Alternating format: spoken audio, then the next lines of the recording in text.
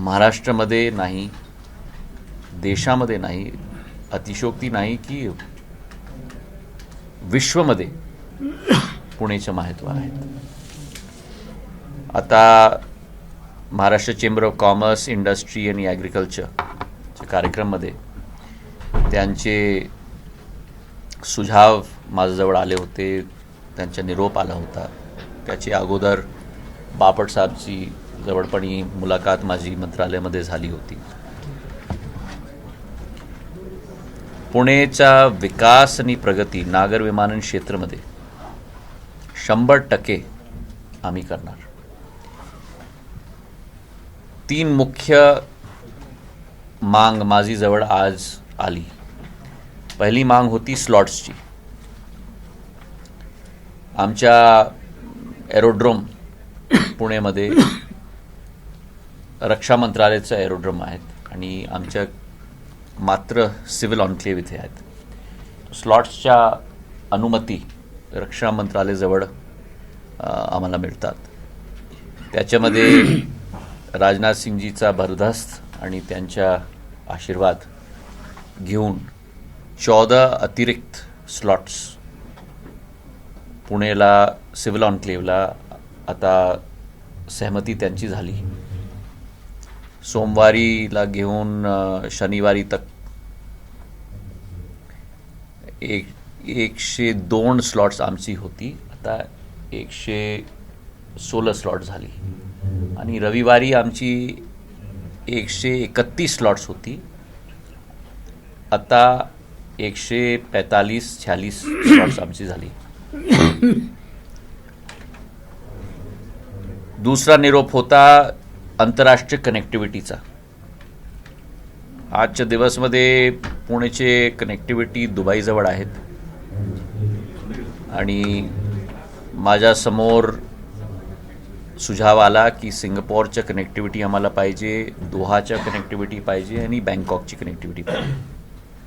विस्ताराच्या प्रस्ताव आमच्या मंत्रालयामध्ये आला आहे की पुणे सिंगापोरची कनेक्टिव्हिटी त्यांना पाहिजे.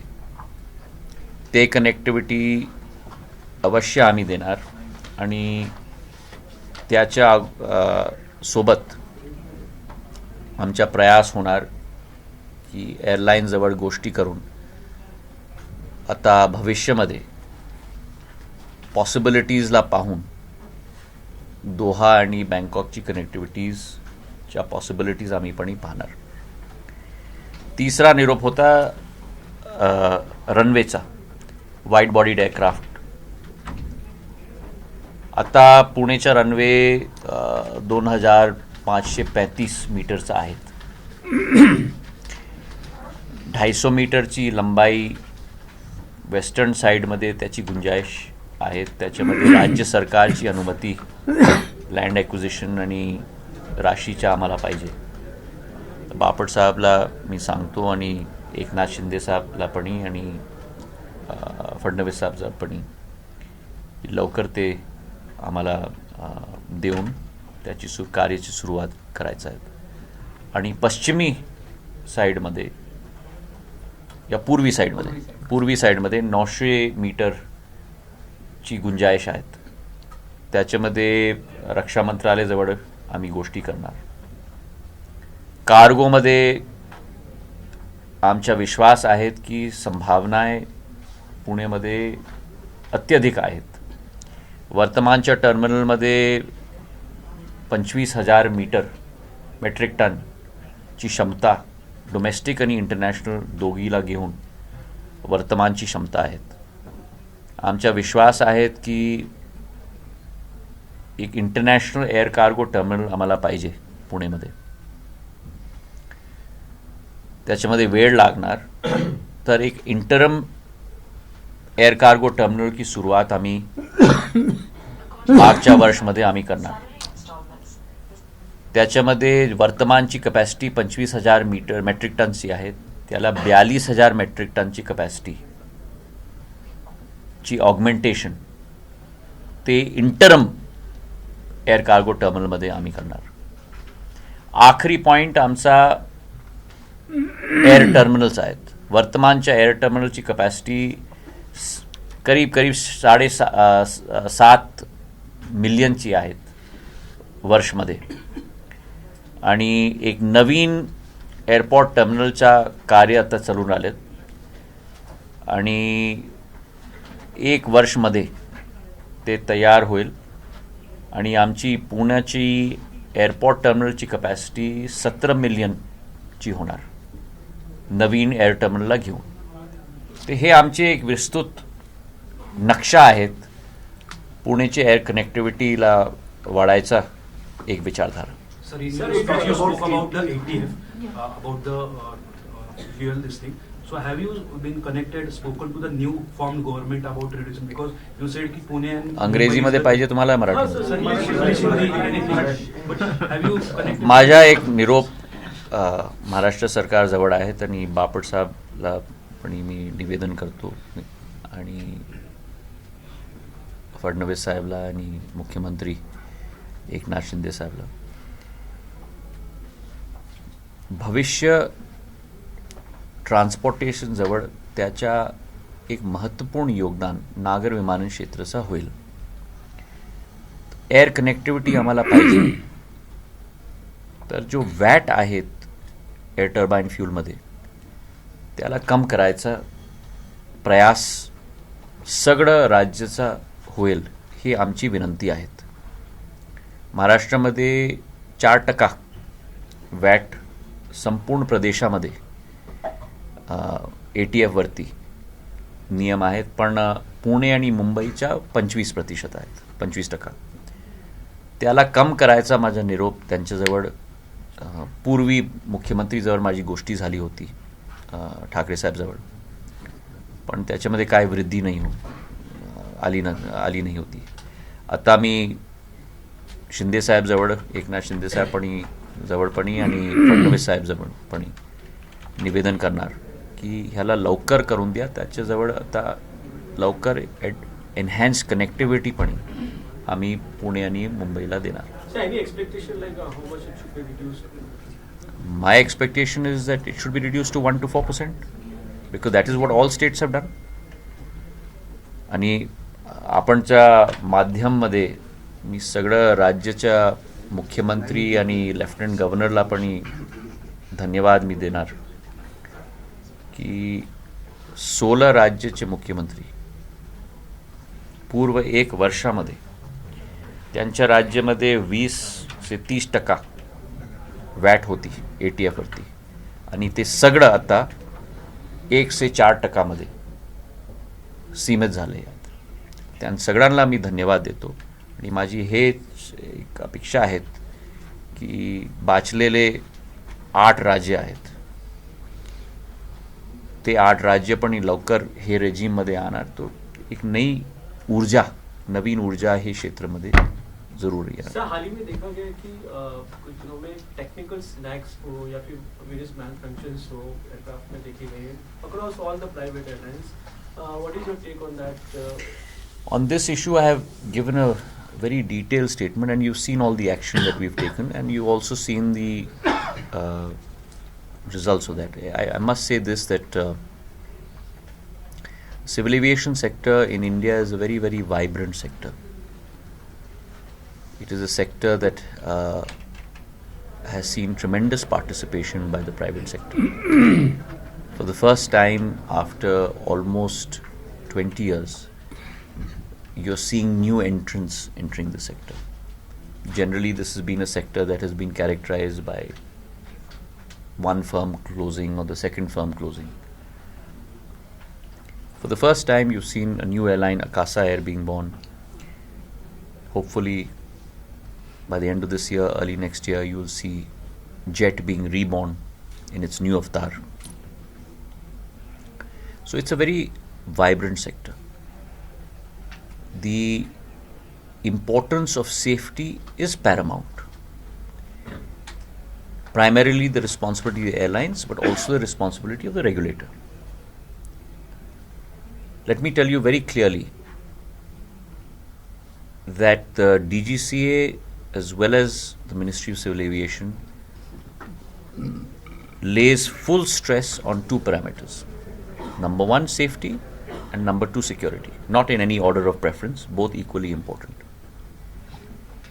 We have an ASP, DGC has an ASP, an annual surveillance plan, wherein they conduct roughly about in 1920, which was the last normal year, 2,275 checks across all the gamut of ecosystem of civil aviation, from drones to ground handling to airports to airlines, across the whole gamut.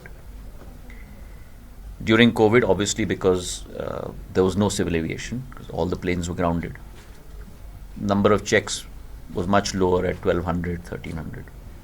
This year, we have instituted a very ambitious and a very aggressive annual surveillance plan of 3,709 checks. And in calendar year FY 22-23. And as on date, we have completed roughly from the quota, and as on date I mean month of July, out of 1,861 checks, roughly, if I'm not mistaken, about 1,500 or 1,600 checks. And the reason for those 200 gap was in the months of January and February, we were all had Omicron. So again, this sector had slowed down a lot. So for us, safety is paramount, security is paramount, and there shall be no edge given or no leeway given on both these counts. We have put in place many processes that were being followed earlier, still followed now, to make sure that we have an occurrence-free environment. But having said that, there are some occurrences which are in control of airlines and some occurrences which are not in control of airlines. So, for example, a bird hit or bad weather is not in control of the airline, but certainly on the engineering side is in control of the airline. So those processes are in place. Sir, last year the Sindhudurg Airport. Okay, last year question. Last year Sindhudurg Airport was inaugurated. Chippy. Yeah, so Chippy Airport. And Sir, because Purandar is in stuck, and recently there was a program of Chief Minister and everybody there, and they are expecting that project. See, let me say this, that the Civil Aviation Ministry is not the ministry to necessarily decide which plot is selected. That plot selection and submission has to be done by the state government to the Civil Aviation Ministry. Then from the Civil Aviation Ministry, the technical input can be given as to whether this site is the right site from an obstacles point of view, mountainous region, other factors that come in. That is where our core competence comes in. So I think the state government we are awaiting a new proposal from them. As soon as they give a new proposal, we will make sure that we move with alacrity. Sir, Last question. आपका एक हो गया. हो गया madam. तो sir मला एक minute मला हाँ बोला. Yeah, I know that you have to do with civil aviation, but it's remarkable the kind of facilities you're going to give.